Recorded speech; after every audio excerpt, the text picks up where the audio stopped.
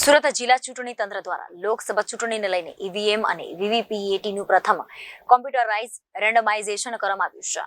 સુરત જિલ્લાની 16 વિધાનસભામાં 5654 ઈવીએમ અને 6107 વીવીપીએટીની ફાળવણી કરવામાં આવશે। જુઓ સમગ્ર પ્રક્રિયા।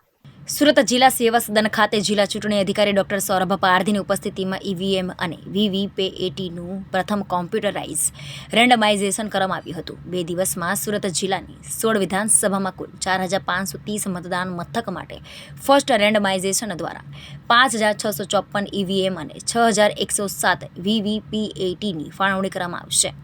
ચૂંટણી તંત્ર દ્વારા માન્યતા પ્રાપ્ત તમામ રાજકીય પક્ષોના પ્રતિનિધિઓની ઉપસ્થિતિમાં સોફ્ટવેરની મદદથી રેન્ડમાઇઝેશન પ્રક્રિયા હાથ ધરાઈ હતી।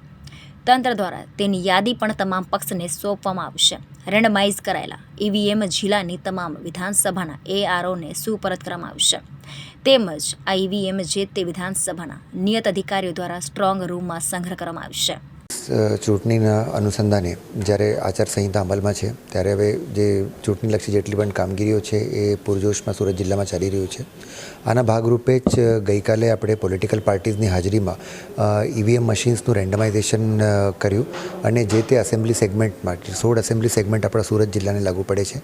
સુરત જિલ્લાને લગતા જે 16 એસેમ્બલી સેગમેન્ટ છે એને આપણે જે ફાળવવાના જે ઈવીએમ હતા એ આપણી કામગીરી સતત ગઈકાલથી આજ સુધી આપણે કરીને પતાવ્યું છે અને હવે જેટલી પણ કામગીરી છે એ 16 એસેમ્બલી સેગમેન્ટમાં એ લોકો જે સ્ટ્રોંગ રૂમમાં બધું મુકાઈ દીધું છે અને ત્યાંથી જ હવે આગળની કામગીરી થશે।